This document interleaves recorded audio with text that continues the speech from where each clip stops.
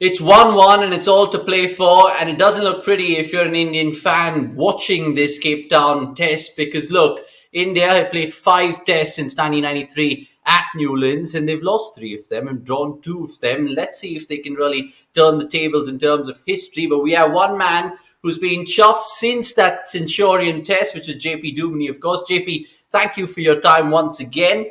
How are you? Hope all's well. All good, Avanesh. How are you doing? All well, all well. I mean, it's been a busy weekend with so much of cricket, the Ashes, New Zealand, Bangladesh, with what's going on down there. But our focus, of course, is South Africa versus India. Now, you're a Cape Town boy. It is, of course, going to be in your home city. How does the weather look? All good? Yeah, weather looks good. We've had some really hot days over the last day or two. But generally, this time of the year, you generally get a lot of wind. They call it the southeaster that brings about looking at 40 to 50 kilometers per hour at times. And, that could play a factor, particularly at Newlands, in drying the surface out a touch. And, generally batting seems to be a lot better when it comes to conditions in South Africa at Newlands. If we had to compare it to a Wanderers and a Centurion, a lot more obviously in the wicket for seamers up north. But generally, teams come closer together no matter who you're playing against, and it's going to be an interesting thing to see now. What you do with the toss.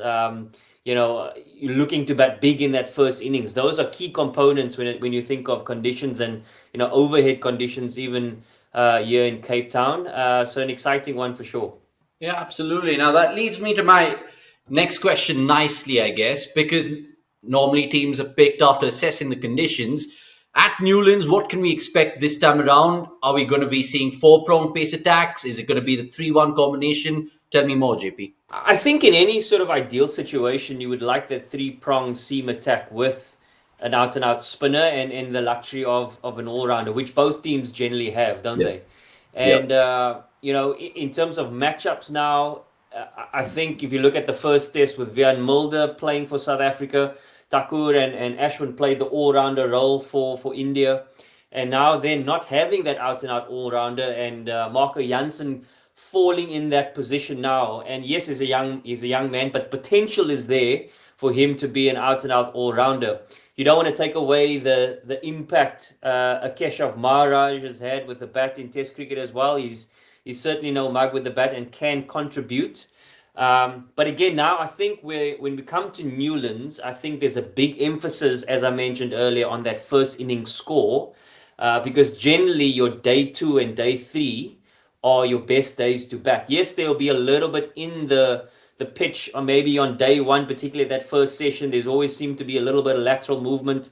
We know Vernon Philander it's a fortress for Vernon Philander, and this is where he grew up and got a lot of his success in Test cricket for South Africa as well. So I wouldn't say that the toss plays a major factor, but I do think the first innings plays a major factor in the result at the end of the day. I think these conditions could bring these two teams closer together.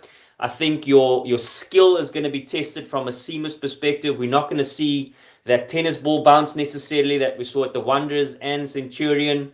So it could bring these two batting lineups closer together, and who's going to be the team that has the potential to build that big first inning score. And we look at the recent history in first class cricket this season. We've seen some big scores at this venue, and then we go back to Test cricket at this venue.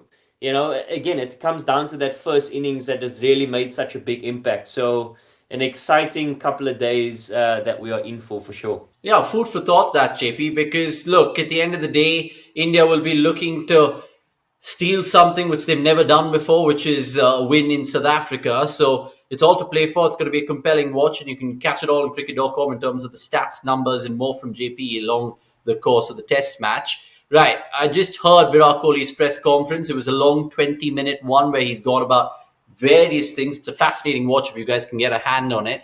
But JP, I want to ask you about what changes are in the offing for India, because what I've understood, Virat is fit, Siraj is out. Would they make any other changes? How do you see it? Besides the obvious of what you suggested there, I can't see there. I wouldn't suggest that there will be any more. I think Pujara, Rahane, in their previous test matches probably warranted them a another opportunity. I know we spoke a little bit about it in the post match of after the second test. So again, now it's the toss up between, do you go Umesh Yadav and Ishant Sharma in place of Siraj? Again, now I think it's going to be conditions based. What does India see in this track? So when we talk about a New Year's test, generally we play a New Year's test here at Cape Town.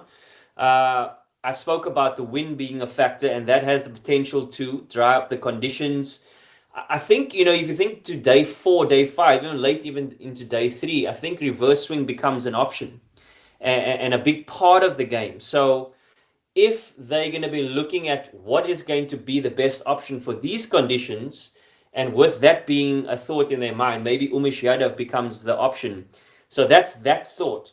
Now we spoke in the post-match after the second test about the differences between these two seam attacks, and the points of delivery in terms of height was a big factor, and they, particularly South Africa, used that to their great advantage up in the Highveld conditions, which might not necessarily play such a big part here at Newlands. So these are the factors that they're gonna have to consider. I'm sort of leaning towards Umesh Yadav, particularly because of the extra pace that he has, as well as the potential of a good reverse swinging option, particularly when the wind is blowing, and using that to the best of their ability from an India point of view. Yeah, because Umesh Yadav, look, there's one image which comes to mind in his 2021 when he got an absolutely brilliant ball to dismiss Joe Root in England, I think when the test series was on the line. So Umesh Yadav could very well come in, JP. Right, let's put your South Africa hat on then, because are there any changes? Why should they change anything if it's not broken? What's going through your head? Would they put out some X factor, the surprise element in this must-win encounter? Look, I think first and foremost, they recognize that this is probably one of the biggest tests in their cricketing summer. And particularly what they've come off the back of, the struggles that they've had on and off the field. So firstly, recognizing that. And then, with the confidence that I think South Africa would have taken into this test match prior to the second test victory, I wouldn't suspect that they want to change too much. I think, yes, they're potentially a better light now with the change of Marco Jansen and Keshav Maharaj operating that 7 and 8. However, I think the conditions allows to play a top heavy 6, and allowing and putting that responsibility on that top 6 to get that 400 plus score in the first innings, and obviously hoping that the middle to lower order can contribute as well.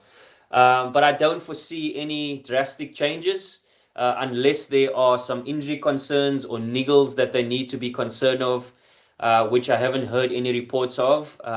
So yeah, I can't see any changes there.